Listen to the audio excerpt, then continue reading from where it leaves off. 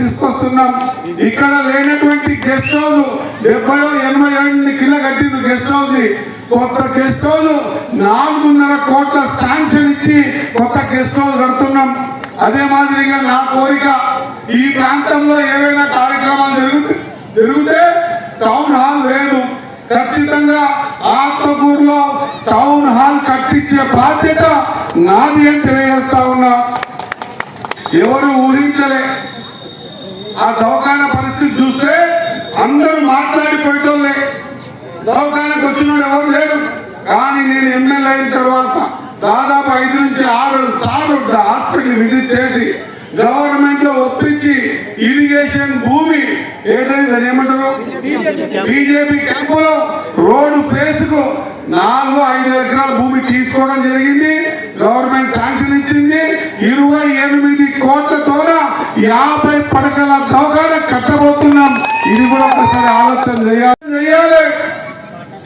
Last stage ఏంటంటే ఆఖరి ఊరు అంటాం దాన్ని. ఆఖరి ఊరుగా ఉన్నటువంటి ఆత్మకూరు ఈ రోజు వనపర్తి మంత్రాలయానికి మధ్య ఊరైంది. వ్యాపారం జరుగుతుంది. మరి ఇది కాదా? మీరే ఆలోచన చేయాలి. ఇదొక్కటే కాదు, నాకు తెలిసి ఈ బస్ స్టాండ్ ఎప్పుడు కట్టిందో తెలియదు. లోపలికి దిగబడిపోయింది. నేను మాట ఇస్తా ఉన్నా, దాదాపు 4-5 కోట్ల రూపాయలు పెట్టి బస్ స్టాండ్ ని కొత్తగా కట్టించే బాధ్యత తీసుకుంటా. కొంతమంది ఎక్కిరించవచ్చు. గతంలో కూడా నేను బ్రిడ్జ్ చేస్తా అంటే ఎక్కిరించి ప్రెస్ మీట్ పెట్టి నేను తిట్టిండ్రు. నేను ఆ రోజు అనుకున్నా, ఆత్మకూరులకు కనిపిస్తే తప్ప వీళ్ళు నమ్మరు అని. ఆ ప్రెస్ మీట్ పెట్టే వాళ్ళకు కౌంటర్ గా ప్రెస్ మీట్ పెడదామంటే నేను ఈ పిల్లలు చెప్పిన, ఎవరు పెట్టకండి, బ్రిడ్జ్ నిర్మాణం అయితే అదే వాళ్ళకు కౌంటర్ అని చెప్పిన. ఇప్పుడు బ్రిడ్జ్ నిర్మాణం అవుతా ఉంది. ఈ విషయం కూడా మీరు ప్రెస్ మీట్ పెట్టొచ్చు. కానీ ఇంకా మీరు గెలిపించుకున్న ఎమ్మెల్యే 3 సంవత్సరాలు మంత్రిగా ఉంటాడు. ఇదో పెద్ద లెక్క కూడా కాదు. 5 కోట్ల రూపాయలతో బస్ స్టాండ్ కట్టడం అనేది మీకు తెలియజేస్తా ఉన్నా. అసెంబ్లీలో మాట్లాడలే, మనం గట్టిగా మాట్లాడి మాట ఇచ్చినాం. రెవెన్యూ డివిజన్ జరిగేటప్పుడు ఆత్మకూరు లేకుండా జరగదు అన్న మాట మీరందరూ గుర్తుపెట్టుకోవాలి.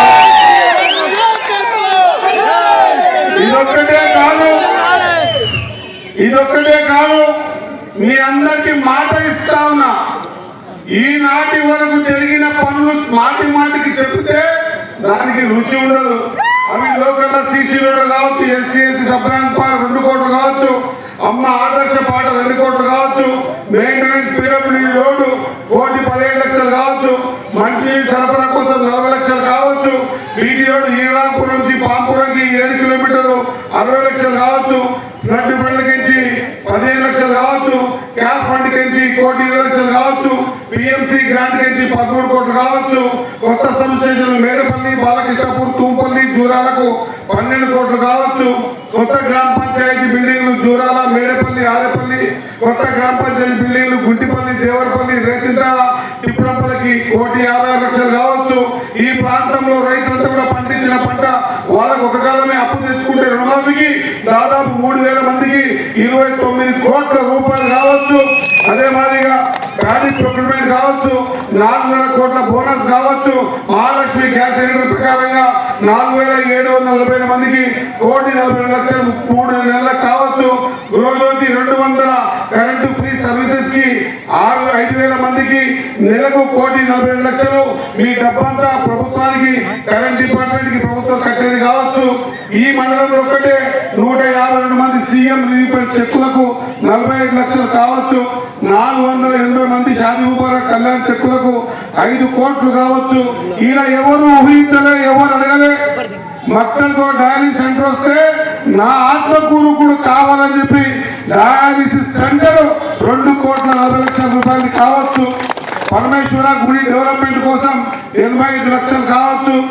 నాకు తెలిసి జూరాల బ్రిడ్జ్ ఇది దాదాపు 60 ఏళ్ల కళ ఈ ప్రాంత వాసులది.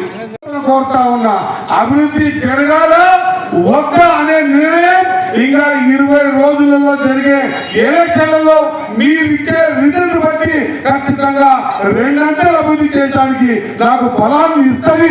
ఆ దిశగా ముందుకు పోండి అని చెప్పి అందరూ తెలియజేస్తా ఉంటాను. ఎక్కడో ఒక చాట